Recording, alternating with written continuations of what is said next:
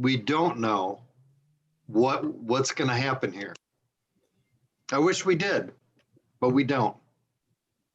We've hired two excellent attorneys and somebody to just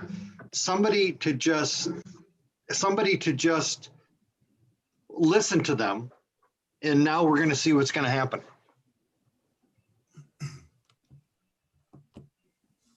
What's going to happen, fellas? Well, I have a couple things. I have a point of discussion or two. What would be your first point of discussion? I feel like we should. Do you have Robert's rules on you, Pat? I feel like there's a second and a motion that something should pass. I have Robert's Rules of Order for Dummies, so I don't have the full. We're there. Matt, what is the first order of business? Well, I got a couple things I can talk about. I'll just throw a couple of discussion topics to start with out there.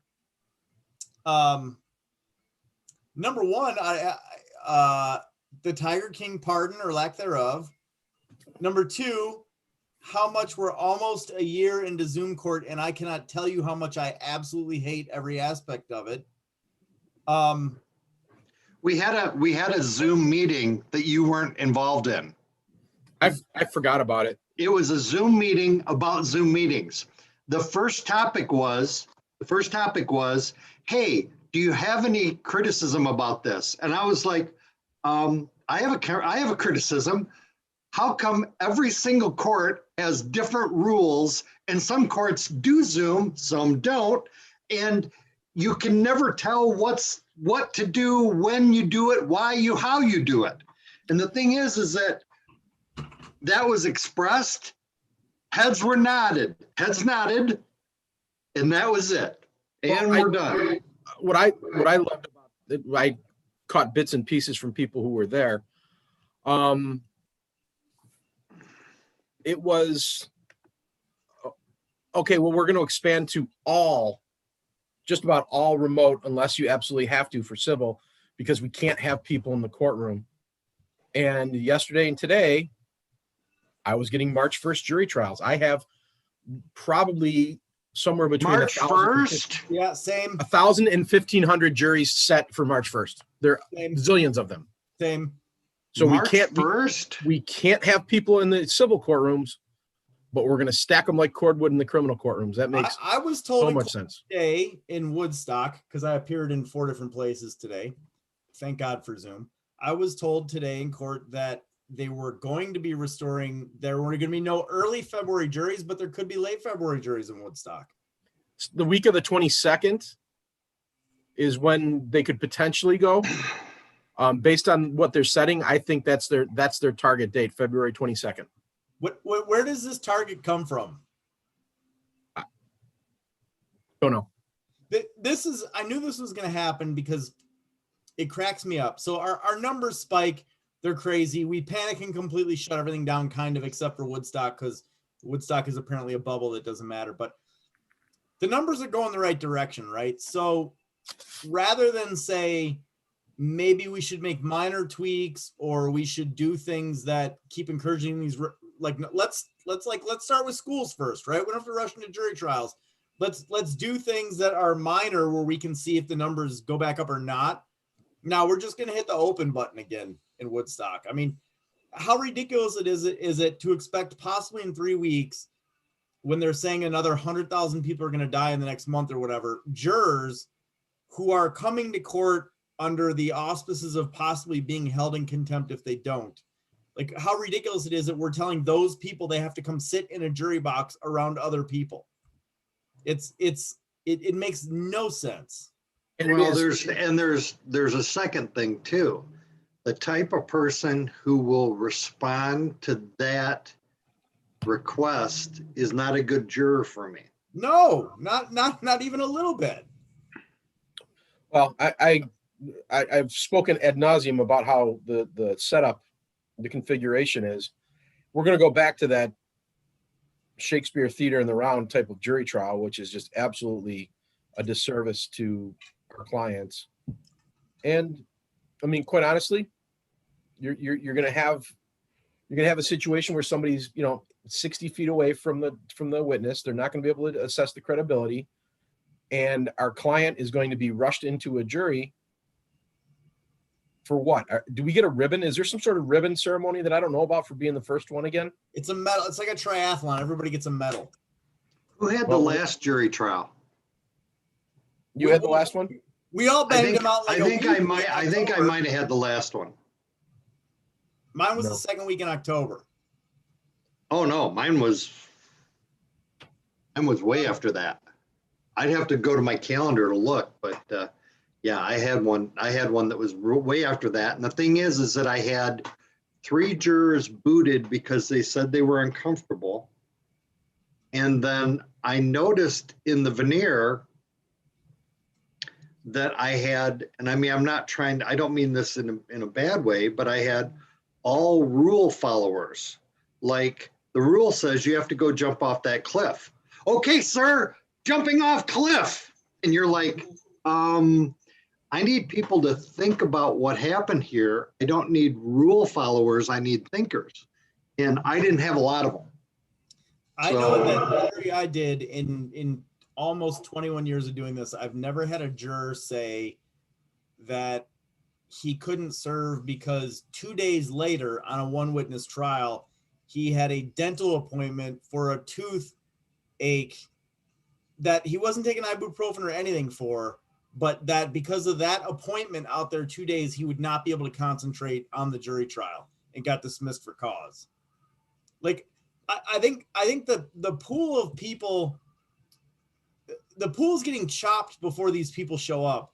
And it is. They're not telling us how it is. And there's zero way for us to find that out, right? You're entitled to a jury of your peers, but the reality is that a lot of your peers aren't showing up right now because work issues or COVID issues or whatever. And you're getting an even smaller piece, a less representative piece of the entire jury pool who's coming to court. And there's no way for us to research that. They don't give us the list of people who didn't show. You know, there's no way to figure that out. It's ridiculous. Well, where there's got to be a contest somewhere. No other reason. The other thing is, I mean, Pat, and this all goes to my stupid math explanation that I give people. Okay, you'll do one jury trial in 303, you'll do one in 301 if you'll do them in 301, but you'll do one in 303 on Monday. It will run till Tuesday or Wednesday. You won't set any for Thursday or Friday. You'll do your second one the next week. I mean, you just end up doing a jury trial a week. Yeah, and that's, I have no problem with that. But if it's safe enough to do a jury trial, it's safe enough to put them where I can see them and where they can assess the credibility of the witness, or show me the ultraviolet light that's killing the virus as we cross into the criminal side, because it certainly must be rampant on the civil side because we can't put anybody in those courtrooms. All I know is when the Northwest Herald ran that article in November, and Ray and I were very vocal about complaining, the Department of Health said that they were unaware of any transmissions having occurred in the courthouse. And this week, I spoke to somebody who spent a lot of time in the hospital in the ICU, who came back and who works at the courthouse, and he swears he got it at the courthouse. So, you know, I think whoever's making the decision to start jury trials now is operating on that ostrich head in the sand belief that nobody there has picked up COVID, despite half the state's attorney's office having gotten it. We have no idea if anybody at the sheriff's office has gotten it because they're not telling us. We know people at the jail have had it because they've published at least the INS numbers, if not the county numbers, and they're all acting like they're at the jail. It's been very, Matt, I thought that they made it very clear. The only people who got it at the jail were the people that they were keeping track of the numbers with the federal guys. Exactly. As it turns out, the state guys, there were no reported cases. No. Well, I think we could probably scrape up a couple members of the defense bar that caught it at the courthouse too. It's not hard. I mean, you don't see what you don't look for, and for them to blindly kind of open court again and say, well, our numbers are still worse than they were, you know, when they stopped doing jury trials in April, our numbers are still worse than they were then by a What long phase shot. are we in? Did What's we that? switch phases? I think we're phase 3, but I heard some places are phase 2, but we're still not allowing indoor dining. So how are 30 jurors coming into a room when they can't go to a restaurant together, right? But they can come sit in a courthouse together? Yeah. That makes perfect sense. I don't know what you don't see there. It's Okay, well, I'm more interested in the Tiger King, Edward Snowden, and Assange didn't get their pardons. Ray, I let mean, me How let me did share that the screen, happen? Ray. Huh? Let me share the screen. did the Yes, Tiger sir. King deserve a pardon? Well, he has his own thoughts on why he didn't get one. I saw that. He's probably not wrong.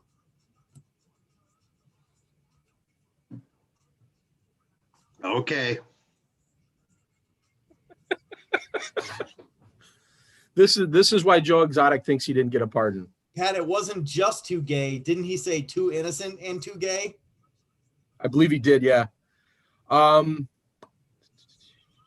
I was too innocent and too gay to deserve a pardon from Trump. Does he get any time off on that 22-year sentence? It's federal, so he probably gets like 3 months off if he's a really good boy.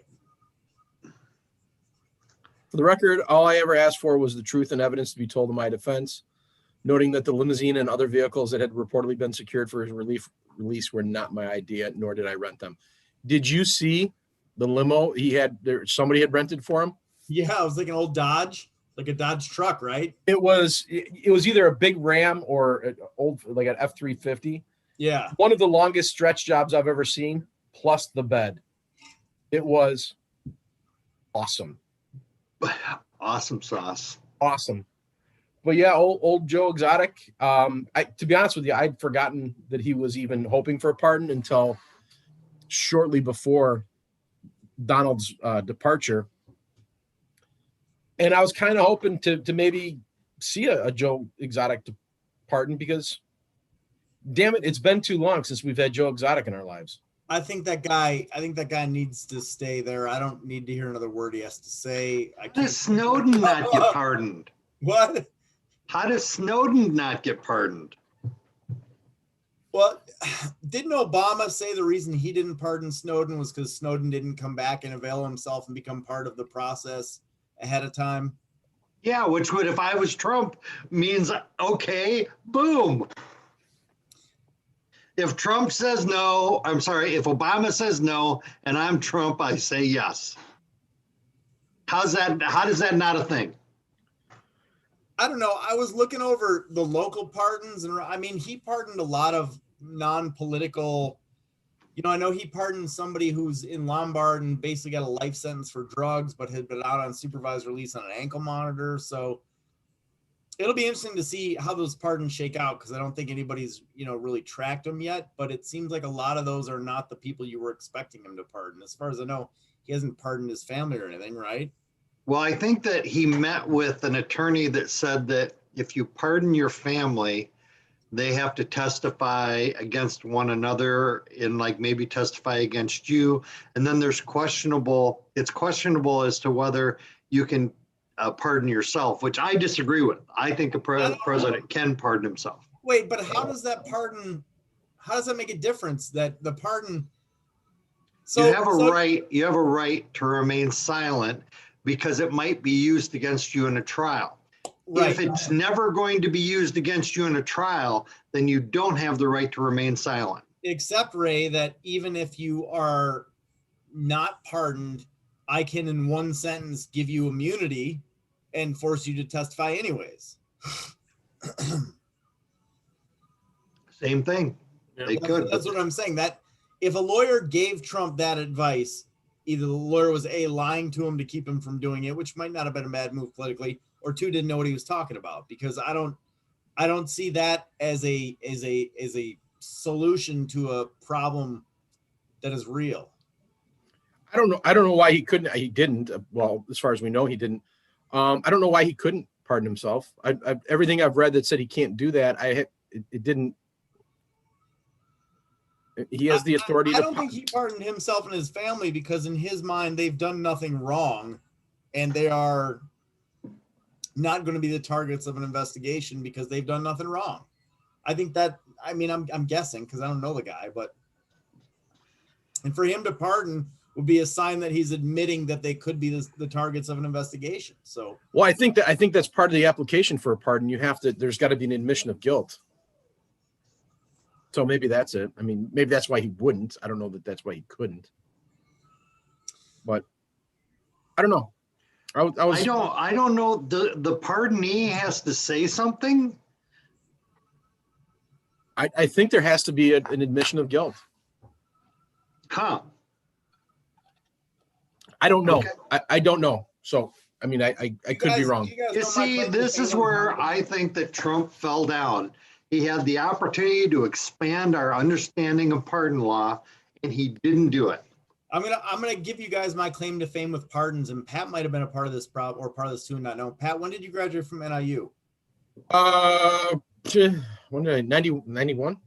All right, so it would have been after you. So I took this like intro. If you think you're going to go to law school, take this political theory class, and it was taught by a guy by the name of P.S. Ruckman, and this is in 1994, 95. This guy's going nuts. He has a database of presidential pardons going all the way back. And apparently at the time, it was like he was like the only person to really study this and collect this database. So he's really weird about it. But he'd drip it out there occasionally. He'd talk about it. He's kind of a jerk, but a really good instructor. He was like, at that time, and nobody cared because these pardons weren't that big a deal, but he was the state's or the country's foremost expert on the history of presidential pardons. You know, you're asking where he is now, and the answer is that he murdered both his sons and then killed himself like 3 years ago. So he's not teaching there anymore. But he doesn't teach there anymore. No, but he passed his database on to somebody else, and these other people were really excited to get his database. So the point of the story is, you know, this guy, when you hear people talking about people who've been pardoned in the past, they're probably pulling most of that data from this guy's database.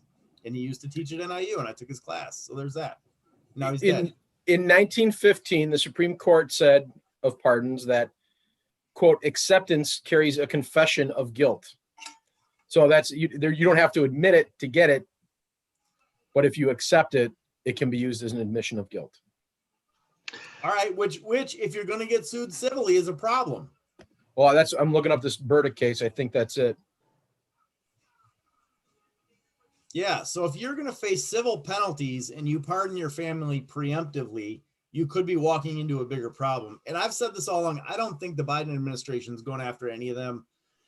The reality is when you start playing that game, every past president in that upcoming chain is past president of a different party. Exactly. Every time the party switches, you're going to have the same thing every time. And I think Biden, say what you will about him, wants to make sure that people are, you know, playing okay, and he's not going to end up in that kind of trouble. Well, and I think that's what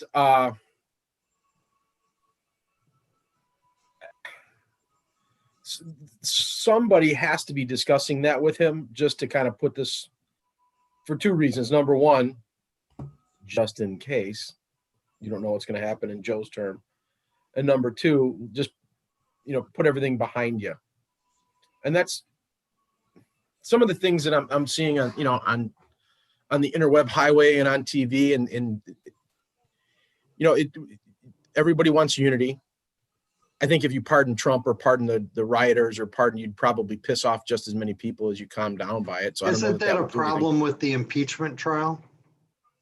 I think so. And here, you know, I mean, if I was Biden and they were impeaching the guy before, let's forget it's Trump, it's just the guy before, and I'm Biden, I'd be calling up people and saying, could you quit fucking with my first 100 days? Right.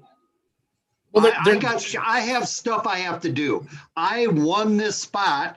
I got stuff that I want to accomplish.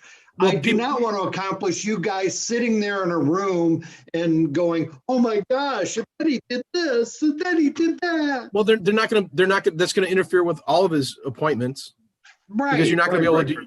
You're not going to be able. And somebody said, "Well, we could do the trial in the morning and then the confirmation hearings in the afternoon. No, no, no. Here's the way I look at it. Biden in his camp won. And if they want to spike the ball, they won. That's their right. I'm not begrudging them that right. They can handle it however you want. If you want to keep roasting Trump, that's fine. But you can't say that and then say, well, we want to unify. You can't say we want this fire to die down and then keep pouring gasoline on it. It's Pat. I was saying the same thing, except to me, it's like people looking at gangbangers and saying you need to stop killing each other. Or the reality is that this murder is retaliation for that murder, and somebody has to stand up and say, the scores are settled. This is enough, or it never ends. Well, so, and that's what I'm saying. And if they want to do it, they've earned the right. I'm not. And don't get me wrong. If that's how they want to play it, that's how they want to play it. But one thing that does scare the hell out of me is a lot of people I'm hearing say that there can't be any unity unless we have renunciation, re-education, and then you can reintegrate. Have we ever seen that before? Anywhere? Do these people, has anybody taken a high school history class, a college level history class? Have you watched the History Channel? I just want to say that my, political beliefs apart, first of all, my inclination as a criminal defense attorney is we can sort most of this stuff out without making people criminals, and we should. But I really think Biden, and I don't mean this in a good way, I mean this in a political insider part of the swamp that Trump was trying to drain way. Biden is so conscious of the idea that if he makes going after Trump a focus of what he's doing, he knows like this is a pendulum, it just swings back and forth. And I don't think he's worried about necessarily him. I think he's got a loyalty to the institution of American politics to keep it from going that direction. And that's why I think he's not going to do it. And the reality is that if people are out for blood, man, like I said, at some point, none of this stuff ends until somebody's big enough to say, like, we move on from the 0 point. And I don't know if Biden and his people are going to do that. I don't know if Biden and his supporters are going to do that, but at some point it has to happen. So I think it may not matter, because I think the thing that always rescues this is this. Something else big happens and everybody forgets about what it was. Right? Well, I mean, that's the next thing that happened. I think the way they do it, I think the way Biden could do it without coming out and saying, okay, bygones are bygones, is he's going to say, you are not going to have an impeachment trial for a couple of reasons. Number one, even there's even a couple Democrats on the news today saying, we can't start this thing on Monday. Whether you like the guy or hate the guy, he needs some time to mount a defense. Right. He's had a week. Number two, it's going to interfere. They need to treat him like they treat us, right? Yeah. and I think the way ready Biden means ready, Matt. Ready means ready. I think the way he could do it is he could say, hey, we're not doing this until every last appointment is confirmed. And if that takes 180 days, it takes 180 days. Put it on the back burner. Now it's me. Focus on me. Focus on what we want to do, and then you can have your fun. And as far as criminal stuff goes and Trump's family, I think if you're Biden, you take your U.S. Attorney's office and you have them issue a statement that they're looking into it, and then you're like, yeah, soft pedal this thing for 4 years. Anytime somebody asks, say you're looking into it. That's the other thing that I really liked is one of the, I guess they call them managers as opposed to prosecutors in an impeachment. We're laughing, saying our standard of proof is whatever we say it is. We don't use a criminal standard of proof. We can use any standard of proof we want. Man. I was like, oh my God, I feel bad for these guys because I know that feeling. You're like, I've been at that trial before. I've seen that trial before. But the renunciation and re-education in order to reintegrate to that's scary. Wow. Yeah. Wow. And they don't see anything wrong with that. Well, one of the things that has really come out in the last 4 years, I guess. The thing that has come out is that people have expressed opinions that that have just been shocking, and they just say it out loud. They just say, like, I mean, I expect the next person to say, listen, we need to round up everybody from the other political party, and we need to intern them into an internment camp and then re-educate them. And everybody's like, yo, yeah, we should do that. And you're That's like, what they're saying. You're like this. No. That's what people, they're not, the only thing different than what you just said is the actual term internment camp. Well, Ray used that term because Korematsu says they're okay. They are. It's still good law. Korematsu is still good law No, today. Ray, it's not. Korematsu was overturned. Part of it was overturned. Yeah, it was. A couple of years ago, it absolutely was. Maybe, okay. You know what they just are overturned? In the new crime bill, Illinois just overturned that you can't resist arrest for no charge. Really? Yep. So Now, just for everybody else out there who you can now resist an unlawful arrest. For everybody who's out there, who is 6 of us. Yeah, all 6 of you that are out there, just so you understand, generally speaking, a person would resist arrest for no particular charge, and he would get the charge of resisting arrest.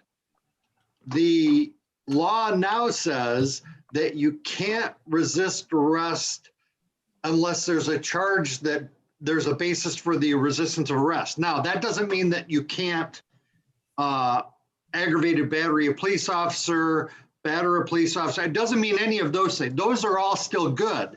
But if you're going to resist an arrest, the arrest has to be for a crime. 20 some years later, that never ceases to amaze me to this day. Pat, here's what I'm at. I mean, obviously, I am just about to retire or call it a day. But the thing is that how deeply stupid things are. Okay, let's see. Well, Sorry, I didn't mean to interrupt.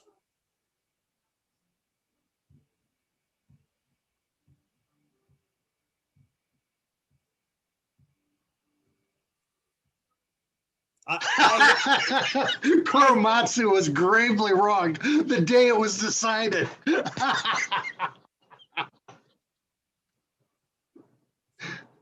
Yes, and as I said, that got overturned when? Like a couple years ago? This is Trump versus Hawaii 2018. To be clear, that's what I'm has saying. no 2 place years in the ago. Constitution. When did the internment of Japanese during World War II, when was it overturned? Oh, 2 years ago. 2018. It's just another good thing Trump did. I have never. I've screamed at TVs. I've screamed at politicians. I've yelled because I disagreed with what presidents were doing, sometimes to myself. Never in my entire life have I thought we need re-education. We need these people to renounce their thoughts, and we need to re-educate them. Atonement, Pat. That's what we need. It's that easy. Oh, so anyway, what's item number 2? Like I said, I didn't get my Snowden pardon, even though I thought that Snowden was a great pardon for Trump to say Obama was wrong. That was a perfect anti-Washington pardon. Yeah. Wait, which one? Because all the staffies in Washington are like, he violated. We have an oath that we take when we do these jobs. Ray, do you remember when the Ed Snowden thing happened, and you and I contributed to a blog called Excessive Bail, and you kept posting pictures of his girlfriend? Do you remember that? I was like this. The guy's a boss. Okay, the guy is a boss. I miss Excessive Bail.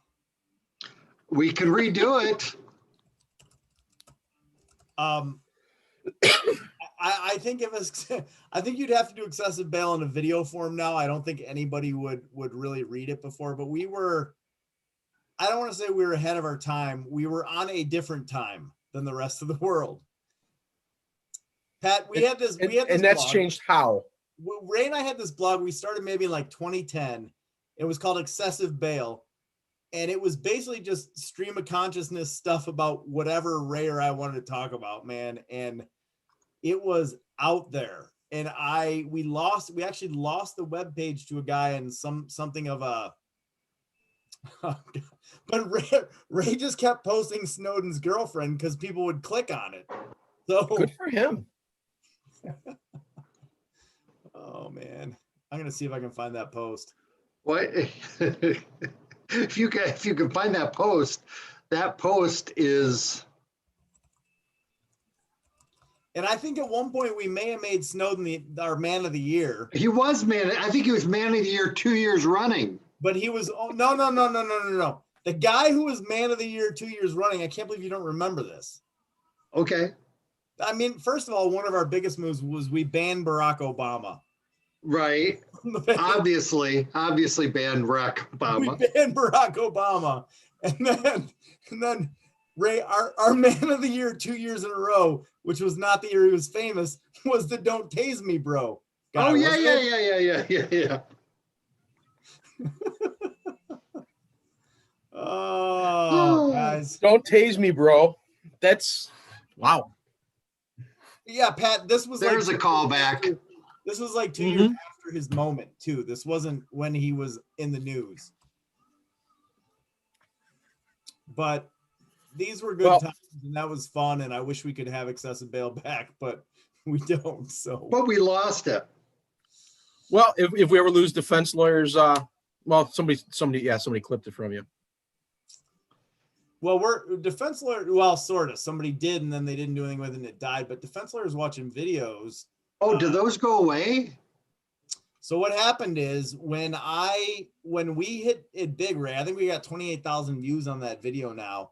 Okay. I buried all the stuff that was over an hour long because I figured people who were there to watch that video weren't going to get into something that was going to be an hour and a half long conversation about the Mandalorian and Tiger King. Okay. So I buried those. So it's just like the videos of us responding to police stuff, but it's still out there. It's still out there, Pat. That's what it is. If this one ever gets jammed up, we can be defense lawyers watching excessive bail. This one. So the reason we have so many fewer people watching here is that we're actually streaming now through Ray's account because YouTube has banned our live stream capabilities. I would like to say it's because we did it too many times. It might have something to do with furry porn, though. I think it had to do with the rapper music, the copyright on the rapper music.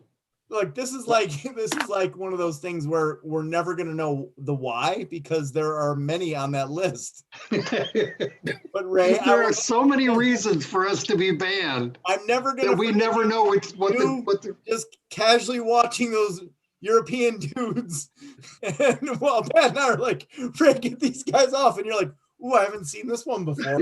Kill the power! Kill the power! Is that a rabbit hat? I think where do you buy that rabbit hat? I think that was our peak viewership. We had 20 some people that night. Pat's like, that man is dressed like a rabbit from the chest up. Yeah. He was. Oh.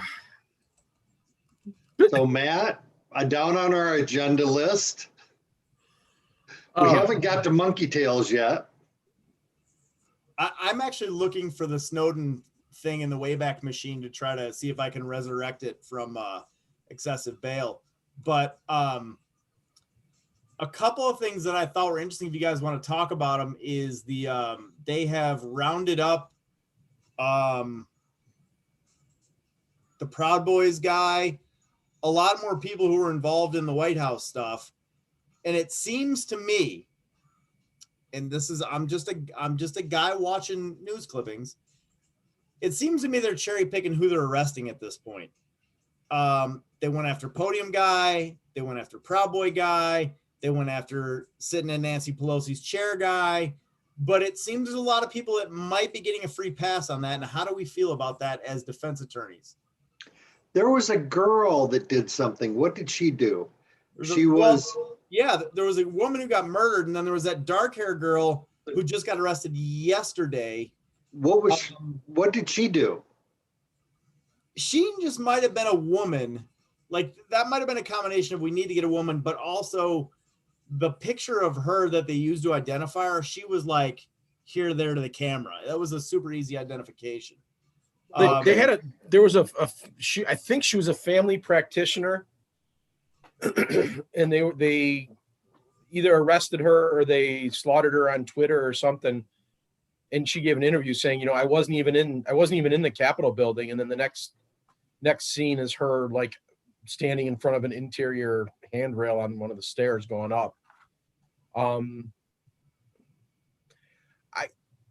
think they're I think you call it exactly right, cherry picking. They're going for the easy ones where, the guys are all over the place. I think the more you thumbed your nose at them, the more likely it is your sentence is going to get just hammered. Yeah, I don't know how I feel about that. Like, I get the guy who stole Pelosi's laptop and even the guy who stole the podium and is just mugging the camera deserves whatever the hell he gets because he was living his best life and he was thinking he was above the law. But, there's part of me as a defense attorney that thinks like, well, good for them for not just charging everybody that they can show was there because that's not very cool. But on the other hand, it seems like they're coming down awfully hard on a few people that maybe might not be the most culpable ones.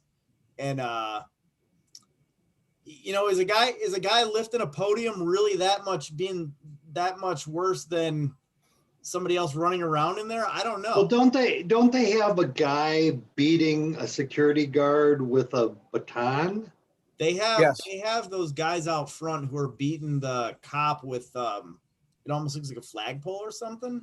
Well, I think that obviously it's not up to me, but if I had to decide who to charge, those are number 1, 2, and 3.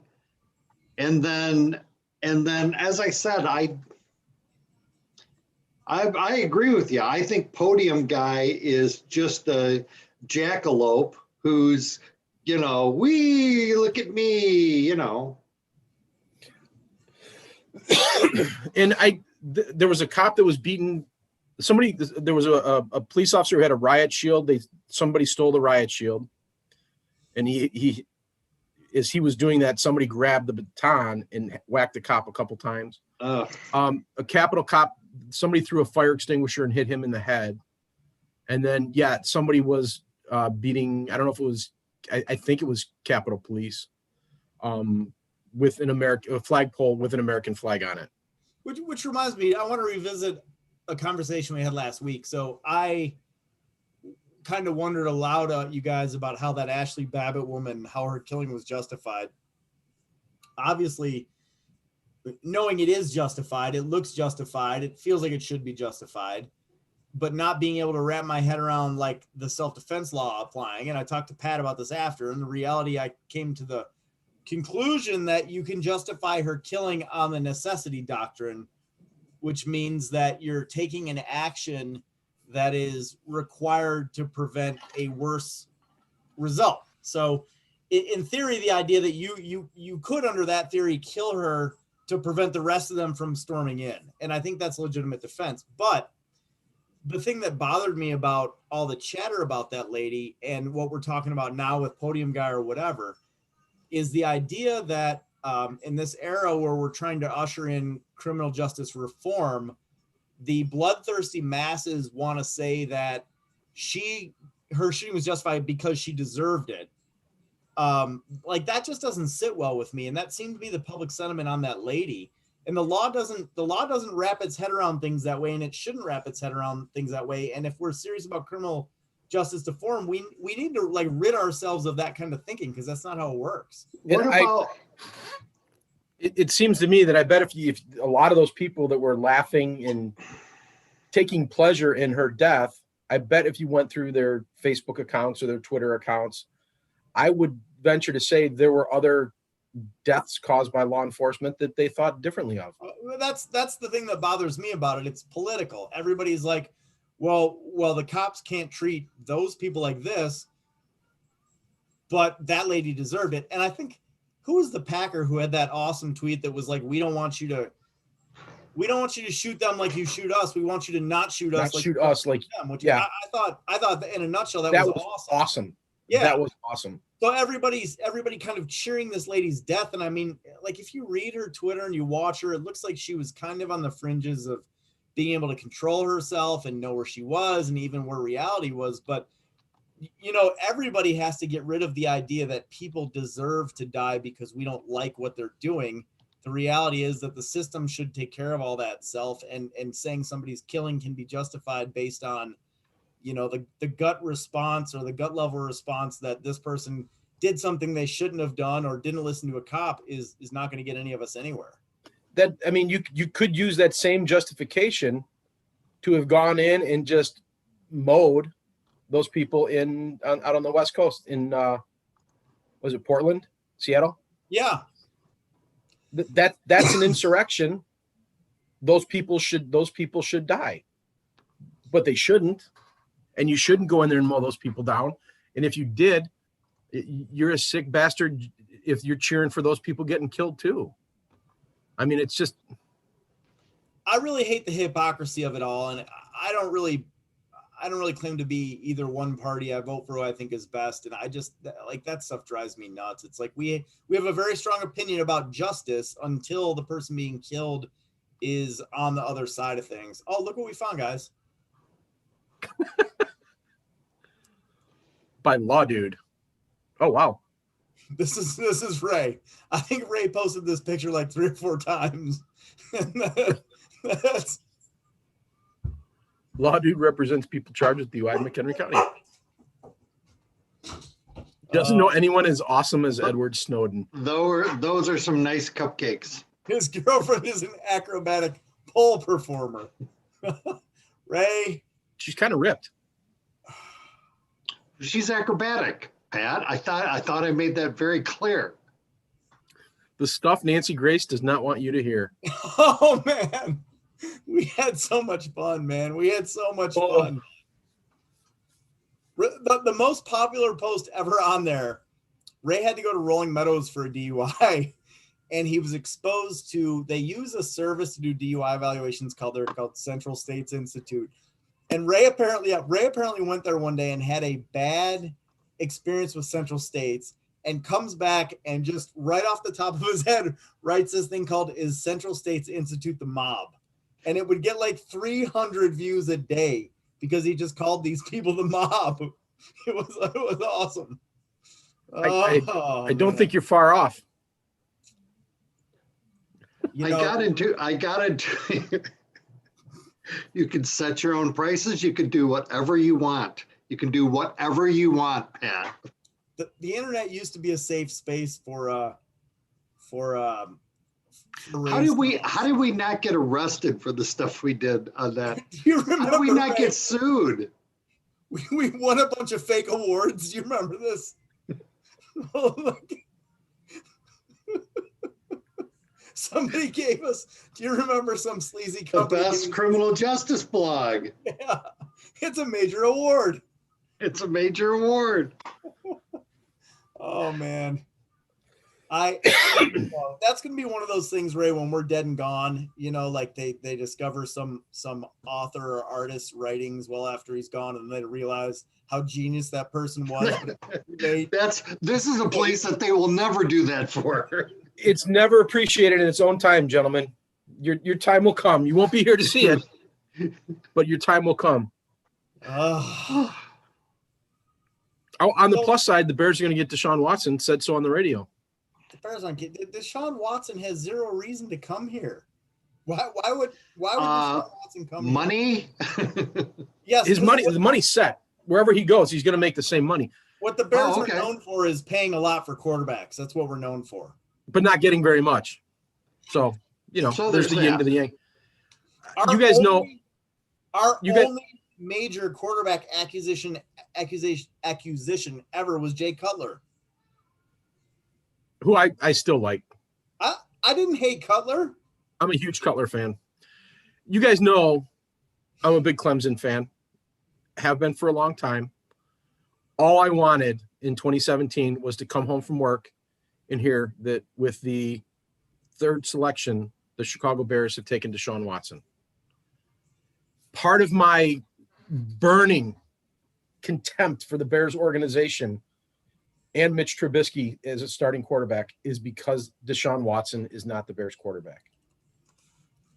I cannot justify sending 3 picks and, Jackson or somebody like that to the Texans for Deshaun Watson. He's starting his 5th year. You're giving away 3 years worth of picks.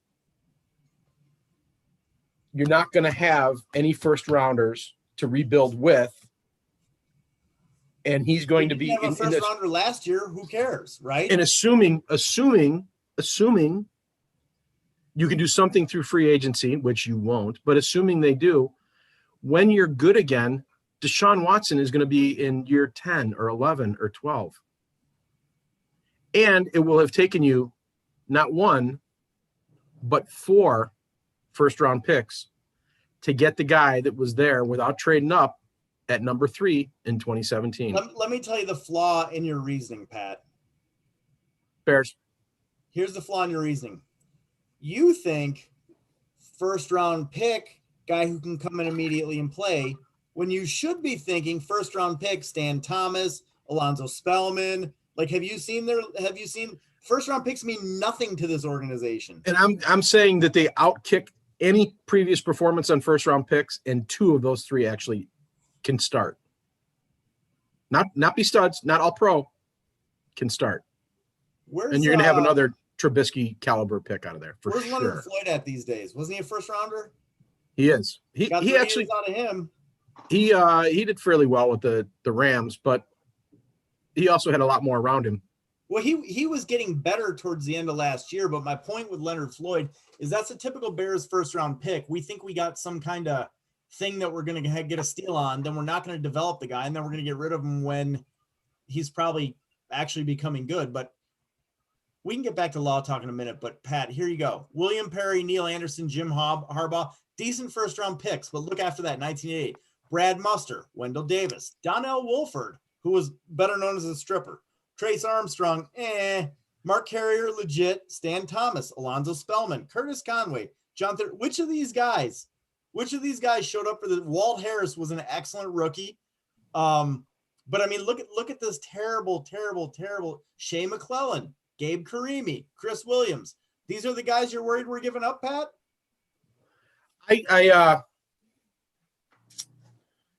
I golfed with Wendell Davis one time. He's a nice guy. Okay.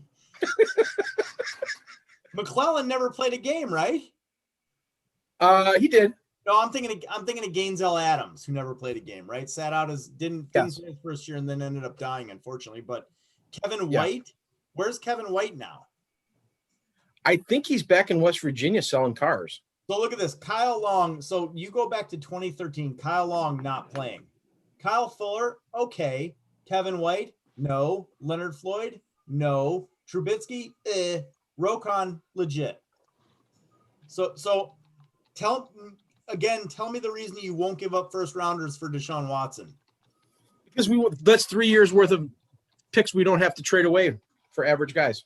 I mean, look at this 5-year stretch here. Chris Williams, bad. 2009, none. 2010, none. Gabe Karimi, 2011. We went, what is that, 4 years? 4 years with no legitimate football players getting drafted in the first round. The one before that was Greg Olson, who we traded away for no reason. Yeah, they didn't like tight ends. I didn't like tight ends. Look, I don't want to give up the world for Watson, but I don't look at their first round draft picks and say, there's Kevin White. I'm assuming also that they're going to have somebody after Pace. Well, then let's get to that guy. Is that why they're talking to Singletary? I love Mike Singletary. He's one of my all-time favorite Bears. Awesome human being. Awesome middle linebacker. One of the all-time great Bears. Please don't Tony La Russa me again. Please don't Tony La Russa me again. I'm can't going to take tell it. you my thoughts on Mike Singletary. I'm going to tell you how Mike Singletary does work with this Bears team. If you want to put him on the coaching staff, you're putting him on special teams, because the best thing a special teams coach can do a lot of times is convince somebody they need to run through a damn brick wall. And Mike Singletary can do that. He can do that. Short of that, Mike Singletary can sit in a box and be warm on Sundays, but before kickoff, he can come down and pump those guys up. He can be your team ambassador. He can give them the pregame talk, and that's what he can do. That's what I want Mike Singletary to do. And I'd like to say that Why don't you own the Bears, Matt? You know, Ray, do you know who's running the Bears? Have you ever heard my literally, guys, I don't want to shock you with my football acumen, but no, I don't know who's running the Bears. So let's tie this back into law. Have you ever heard me whine or complain about all these defense attorneys, no offense, Pat, out there bragging about how they're former prosecutors? Like this is Pat is kind of the exception to the rule there. No. Look, there are some former prosecutors who've done great things. A lot of those people got fired from that office or weren't great prosecutors, and now they're in practice saying, "Hey, we're former prosecutors." Right. So the Bears are being run by a guy, Ray. Yeah. Who's a former prosecutor. Oh, well, that explains it. Maybe it wasn't this one. His bio is he was an assistant state's attorney in DeKalb. He still lives in Sycamore. No way. Yeah, he went to law school. He was a prosecutor in Dixon and in DeKalb, then wanted to do some stuff in television, and then his family handed him the keys to the Bears. Oh, okay. So they just handed it to him. Which, and to his credit, he's not doing as poorly as his dopey older brother was doing 20 years ago. But that's not saying much. So what does that say about the rest of the gene pool, that he's the guy who's got the most sense to run this team? I don't, you look at this guy's bio and you're like, there's nothing about his entire life from the 70s until he takes over the Bears does not seem to be interested in football at all. You have to think that this guy coming out of college could have walked into any football organization in the league and got some kind of a front office job that he could have put on his resume, and he didn't. He took a crappy, at the time was probably $9,000 a year prosecutor job in DeKalb, Illinois, probably because he went to NIU law school is my guess. But, there's nothing about this guy that screamed he had an interest in running a football team till his family appointed him in 2011 or whatever. So to be fair, there's nothing that says he has the ability to do it either. So, I mean, that's fair. Proof's in the pudding on that. Ted Phillips is my hero. Who is Ted Phillips? He's the president of the Bears. Oh, hold on, Pat. Somebody just added this to the Wikipedia. What did they add? You're going to love this because you were making fun of this. See this?